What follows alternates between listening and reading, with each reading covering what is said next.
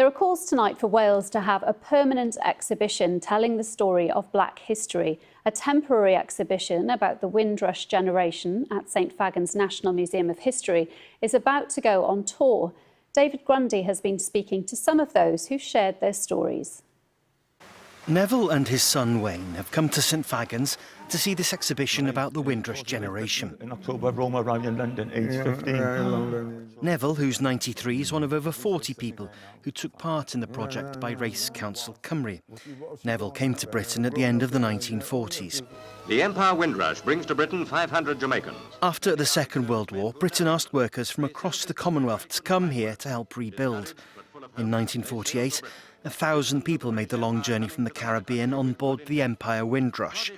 Over the next 40 years, many thousands more made the same journey. In this powerful exhibition, members of the Windrush generation tell their own stories in their own words. They talk about how they came to Wales, how they built new lives here, and of some of the attitudes they faced. They also speak of the contribution they and their families have made to communities across Wales they now call home. It's striking, and it's incredible.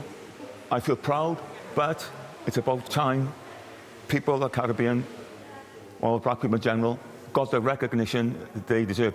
After all, they contributed a lot to Britain, a lot to Wales. They came here after the Second World War. They were asked to come here, in fact, because there was a shortage of a workforce. They were asked to come here.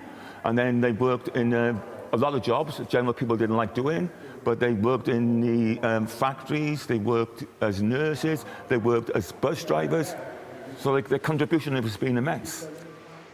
Next month, the exhibition will leave St Fagans and travel to other National Museums of Wales sites across the country. Bev Lennon lives in Barry. Her parents came to the UK from Jamaica. It felt surreal as a black woman to walk in and see an exhibition and see, my skin colour in an exhibition, reading their stories. It's got to be told. We needed something like this. We definitely needed something like this in Wales. This is great. I know, it goes up until March and it's going to be touring and going around various places, parts of Wales. But I would love to see something like this as an ongoing thing. There is so much to learn and we never stop learning. We need to learn about each other, I think.